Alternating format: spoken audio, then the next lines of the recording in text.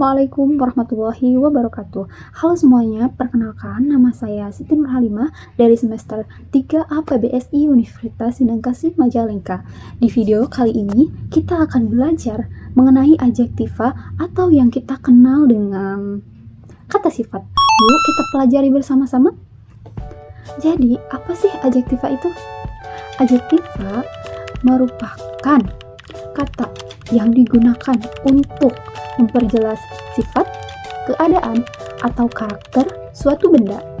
Fungsinya adalah menjelaskan atau memberi keterangan pada kata benda dalam sebuah kalimat.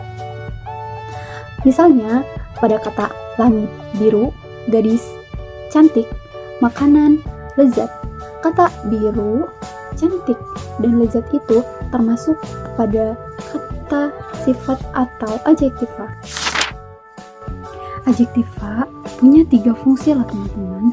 Jadi fungsinya yang pertama itu fungsi atributif, yang artinya kata sifat itu berfungsi sebagai pelengkap subjek dan terletak setelah subjek. Contohnya, tas mahal itu milik kakakku. Gedung tinggi tersebut baru diresmikan. Anjing galak itu menggonggong keras. Yang kedua, fungsi predikatif. Di sini kata sifat itu berfungsi sebagai predikat atau pelengkap dalam suatu kalimat. Contohnya, baju adik kekecilan. Ruangan ini sempit. Harga barang-barang melambung. Dan yang ketiga, fungsi substantif, di mana kata sifat ini mendampingi subjek, tapi diletakkan di depan subjek. Contohnya, bijaksana, sikap ayah dalam menyelesaikan masalah. Ramahnya pelayanan di toko itu membuat pelanggan senang. Cerdasnya anak itu terlihat dari cara berbicaranya. Nah, bagaimana cara mengenali kata sifat? Jadi, ini adalah ciri-ciri dari kata sifat. Ciri pertama bisa ditambah dengan kata pembanding seperti lebih, kurang, atau paling. Misalnya, lebih gemuk, kurang ramah, paling rajin, lebih murah, kurang sopan, paling indah, dan lain sebagainya. Ciri yang kedua itu bisa ditambah dengan kata penguat seperti sangat, terlalu, amat, sekali.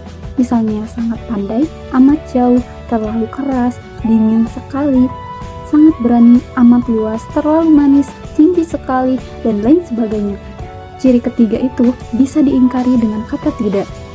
Misalnya tidak rajin, tidak sopan, tidak bersih, tidak ramah, tidak jujur, dan masih banyak lagi. Ciri yang keempat biasanya ditambah dengan awalan ter untuk menyatakan paling, misalnya termahal, terkaya, termiskin, terjauh, terdekat, dan lain sebagainya. Yang ciri kelima itu, kata sifat bisa diperluas, yang artinya dengan pola ditambah pengulangan kata atau ditambah dengannya, misalnya sekuat-kuatnya, seindah-indahnya, semanis-manisnya, secepat-cepatnya. Dan ciri yang keenam adalah menyatakan keadaan, kondisi atau sifat seseorang atau benda, misalnya panas, dingin, hangat, segar, ramah, sopan, dan masih banyak lagi kata yang lain. Ciri yang ketujuh biasanya terletak setelah kata benda, tapi dalam konteks tertentu. Bisa juga di depan kata benda. Dan yang ciri yang kedelapan itu bisa diubah menjadi kata benda dengan menambahkan konfiks ke-an. Misalnya tinggi menjadi ketinggian, ketinggian, dalam menjadi kedalaman, luas menjadi keluasan. Sekarang mari kita bahas mengenai jenis-jenis dari adjektiva.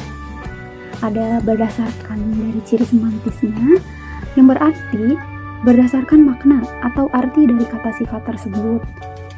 Yang pertama ada pemberi sifat. Adjektiva yang memberikan kualitas fisik maupun mental.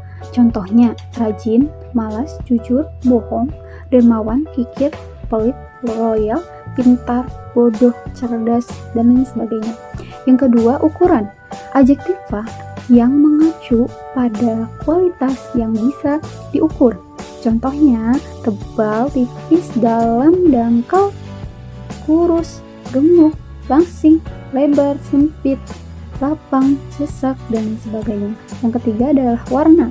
Adjektiva itu yang berhubungan dengan warna, misalnya ungu, orange, coklat, pink, abu-abu, silver, merah, hijau, biru, dan lain sebagainya. Yang keempat, bentuk. Adjektiva yang merujuk pada bentuk suatu benda. Misalnya segitiga, segi empat, segi lima, melengkung, bergelombang, berliku, lancip, tumpul, masih banyak lagi. Yang kelima ada waktu. Adjektiva yang mengacu pada masa atau waktu tertentu.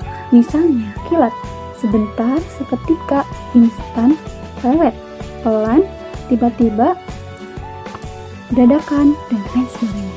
Yang keenam, jarak. Adjektiva yang mengacu pada ruang di antara dua benda atau tempat.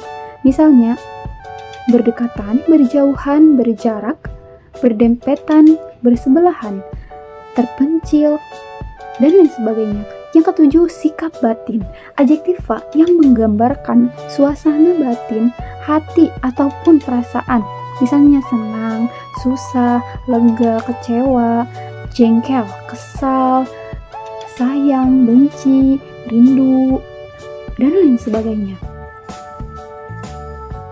Yang kedua, berdasarkan ciri sintaksisnya. Artinya berdasarkan fungsinya dalam suatu kalimat.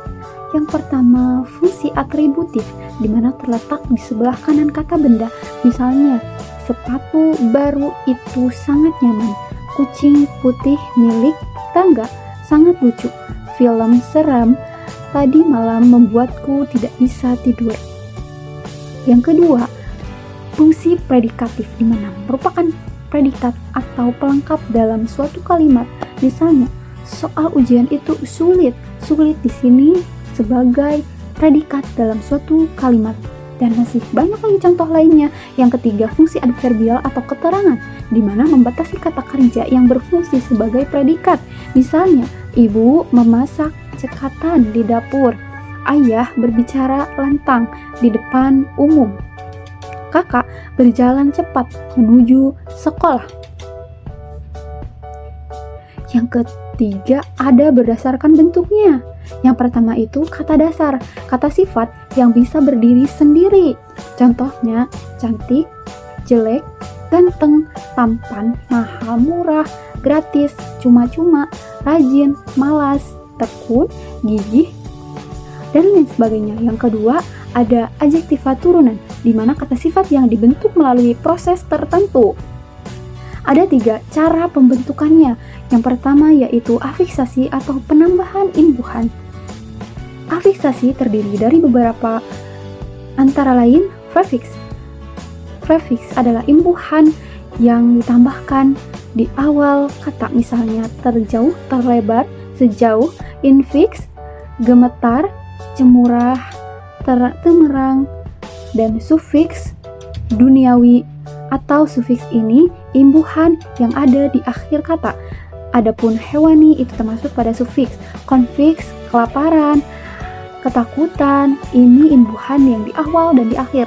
Ada kedinginan, dan yang kedua itu pengulangan atau reduplikasi. Contohnya putih-putih, kemerahan, tinggi-tinggi, serajin-rajinnya, sehalus-halusnya.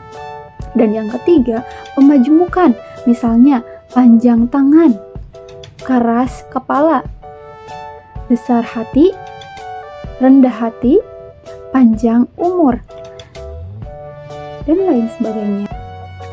Nah teman-teman, mungkin itulah materi lengkap yang dapat saya sampaikan mengenai adjektiva ataupun kata sifat dengan berbagai contoh yang dapat kalian gunakan. Sekarang kalian sudah paham kan mengenai pengertian, fungsi, ciri-ciri, dan jenis dari adjektiva. Coba deh kalian praktikkan dengan membuat suatu kalimat sendiri menggunakan kata sifat yang sudah kita pelajari tadi. Semakin sering kalian berlatih, semakin mahir kalian dalam menggunakan bahasa Indonesia. Jangan lupa untuk praktikkan dalam kehidupan kita sehari-hari. Ya, sampai jumpa di video berikutnya. Terima kasih sudah menonton. Wassalamualaikum warahmatullahi wabarakatuh.